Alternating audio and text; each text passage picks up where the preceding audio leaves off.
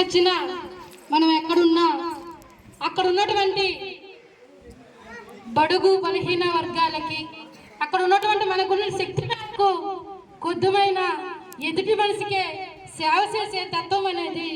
ఆ కుటుంబం నుండే ఆ వారసత్వం నుండే ఉందనేది మరొకసారి మిత్రులకు గురి చేస్తూ ఆ వారసత్వాన్ని నా వంతు సహాయంగా ఈ పీడి ఎంతో కొంత ఆ సమాజంలో సేవ చేస్తాననే భావన ఆ శంకర్రావుకి నిజంగా వాళ్ళ పెదనాన్న పెద్దమ్మ అంటేనే అభ్యాయత అనురాగాలు వాళ్ళ స్ఫూర్తి కూడా ఎంతో కొంత పెంచుకుంటుంది. అలాగే ఇప్పుడున్నటువంటి అనేక పాలక పక్షాల సంఘాలు ఉన్నా నేను సిఐటిలో ఉంటాను, విప్లవ అనుబంధ సంస్థలో నేను యూనియన్గా ఉంటాననేది చాలా గొప్పతనమైనటువంటి విషయం. అది వారసత్వంగా వచ్చినటువంటిది, అంతేగాని ఏ పాలక పక్షాల సంఘాల్లో లేరు. అనేక సంఘాలు మన ముందు కనిపిస్తున్నాయి, అనేక సంఘాల్లో మనం ఉండాల్సిన అవసరం ఉన్నది. పీడితుల పక్షాన, అసలు కార్మిక వర్గ పక్షాన, కార్మికులకు న్యాయం చేసే మనం ఉండాలంటేనే ఒక సిఐటియో ఒక విప్లవ సంస్థలో పనిచేసినటువంటి సంస్థ ఉండాలనేది భావించడం. ఆ ఉద్యమ వారసత్వం, ఆ కుటుంబ వారసత్వంలో ఆ ఉన్నటువంటి వాతావరణంలో పెరిగిన శంకర్, అసలు శంకర్రావు చూస్తే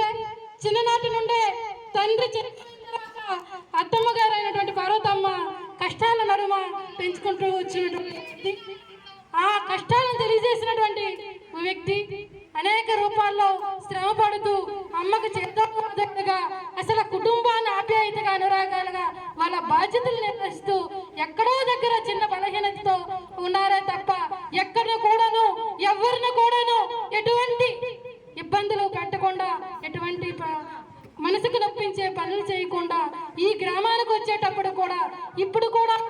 ఆనాటి తండ్రి నుండే కాదు ఇప్పుడు కూడా మా గ్రామంలో పండగకి యువజనోత్సవాలు జరుగుతుంటాయి. ఆ యువజనోత్సవాల్లో కూడా తన పాత్ర స్పాన్సర్గా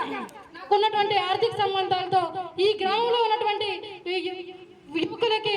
ఆటలు ఆడే స్పిరిట్కి నా వంటి స్పాన్సర్గా ఎంతో కొంత అమౌంట్ల రూపంలో కానీ, అలాగే మా గ్రామంలో ఉన్నటువంటి అనేక కార్యక్రమాలు చేసినప్పుడు ఆ ఇంటి దరి చేరినప్పుడు ఎంతో కొంత